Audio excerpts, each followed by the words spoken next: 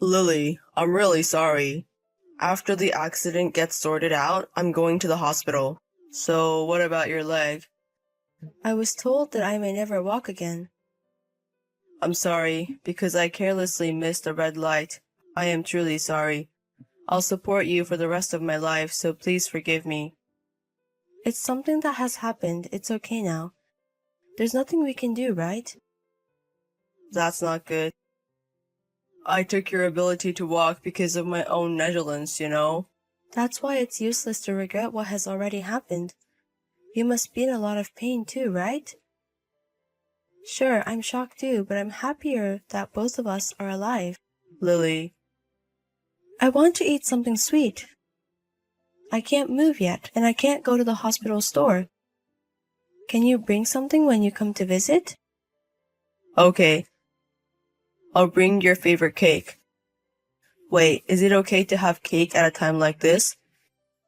If I say I want to eat it, then please bring it. Okay. Also, I don't have the face to meet your parents. My parents are shocked too, but they're calm. You'll be okay. Really? I might be told to divorce you. Then I wouldn't be able to refuse. I would hate to break up at this point, and my parents wouldn't say something like that.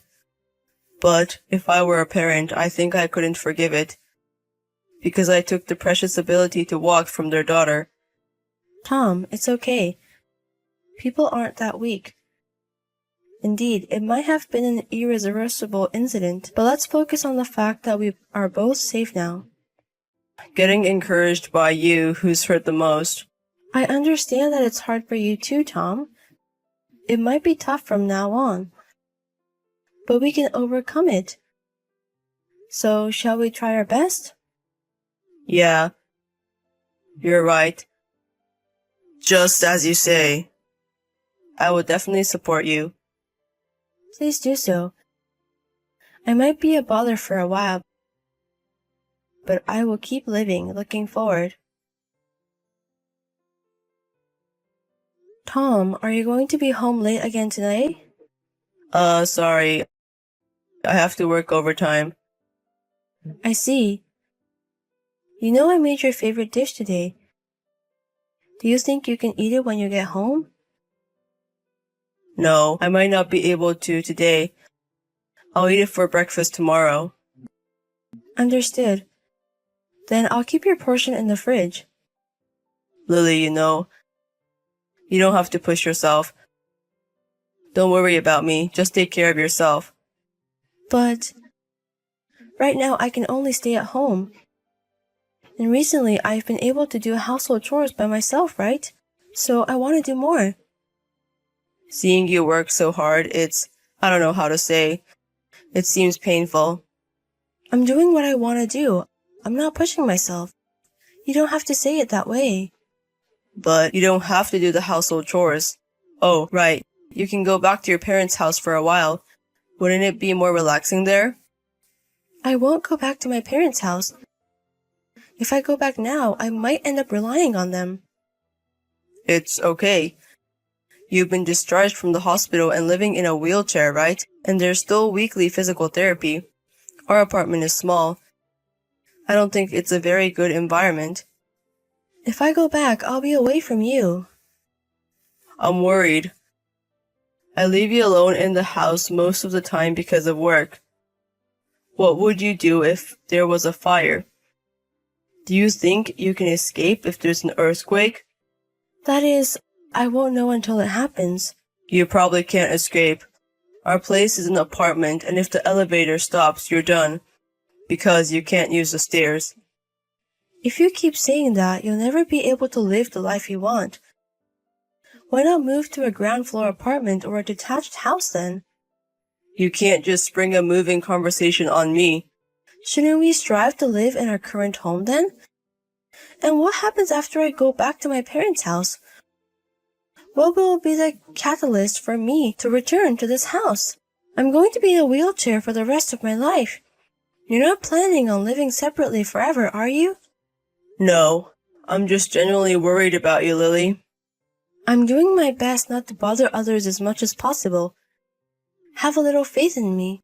It's not a matter of not trusting you. Are you trying to kick me out? No. You've hardly been at home lately, right? Even when you come home, you only sleep. Even on your days off, you go out somewhere alone. It's like you don't want to be with me.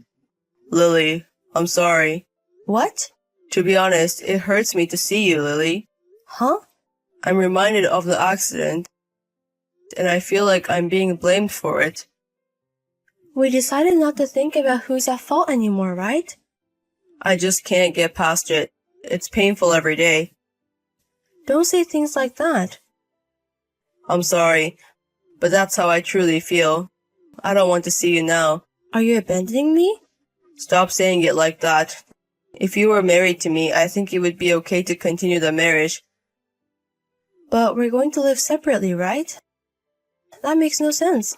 Because I can't say I want a divorce. You're the worst.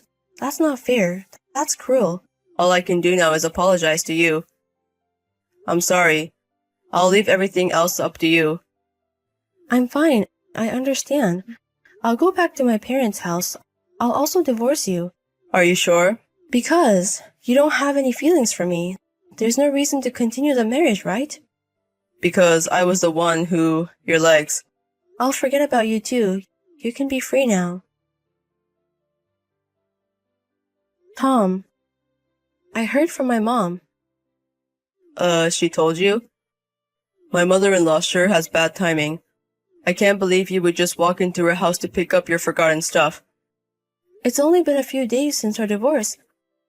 And you're already living with another woman? You planned to break up from the start, didn't you? Were you having an affair? No, that's not it. I had a serendipitous encounter right after our divorce. We hit it off and decided to live together. Also, I've already returned the key. Tell your mom not to come here again. So cruel. If you had another woman, you should have just been honest. Did you not want to pay alimony for the affair? I said it wasn't an affair. Do you have any proof? Who starts living together in just a few days? You must have been having an affair. Even you might change if you have a faithful encounter. And how long would I have to wait for it to be acceptable? Legally, it's no problem after the divorce. A month, half a year, or can I start dating after a year? I don't know. I saw on the internet that approximately 19% of men find a new partner within a month. So I don't think it matters whether it's soon or later. It varies from person to person. I've never heard of someone doing it in just a few days, though. There's a pattern like this, too. Besides, you said you'd forget about me, right? Why care even after the divorce? What's that? Even your attitude. You're strange. You were so apologetic until the divorce.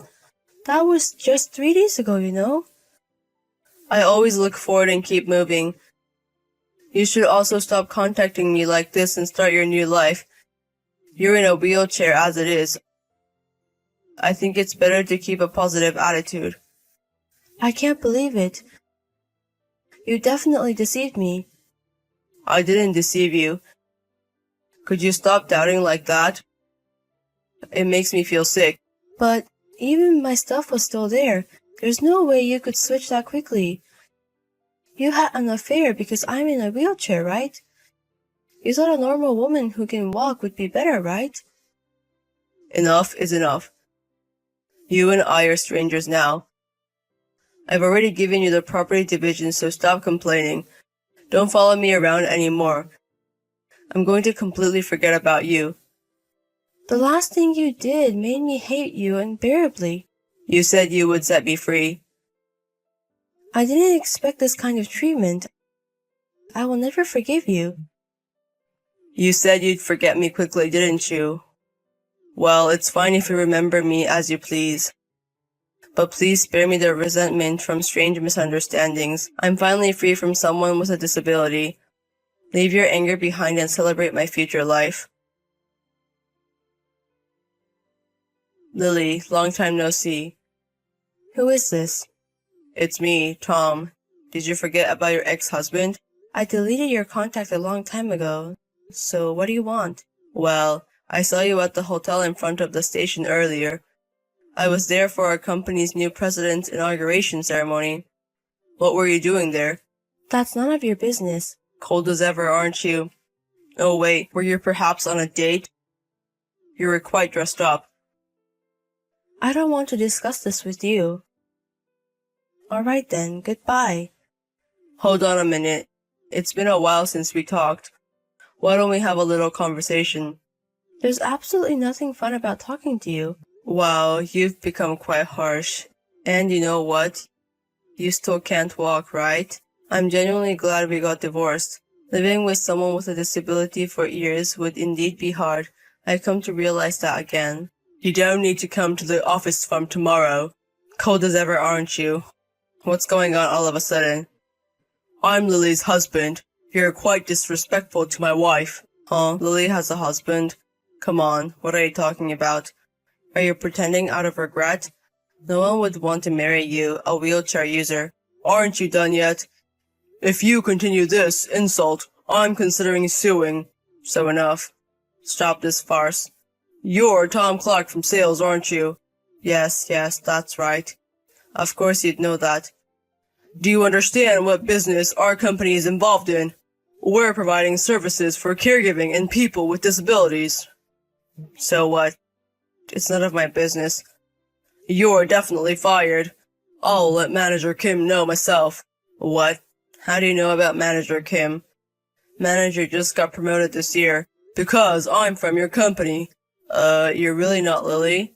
I told you at the beginning that I'm Lily's husband. I'm the company's CEO, White. What? What? You'll find out tomorrow if it's a lie. Well, I've already contacted Manager Kim, so you'll find out soon. Please, wait a moment. I've just got a message from Manager Kim. What did you do? Do you believe me now? I'm sorry. I said many disrespectful things without knowing you were CEO White. You should be apologizing to my wife, Lily. Yes, you're absolutely right. I'm deeply sorry. I've heard about you from my wife. Your reckless driving caused my wife to be in a wheelchair, and then you dumped her.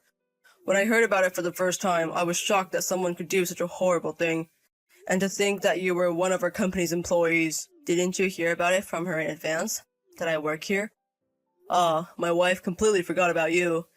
And even if she had told me about you first, I would have fired you on the spot. I'm sorry. I'm really sorry. I will also apologize to Lily. Don't refer to my wife by her first name. You're really disrespectful. I'm sorry. But personally, I am grateful to you. To me. Yes, because you let such a wonderful person go. I was really lucky to meet my wife. I owe everything I am today to my wife. Yes, Lily.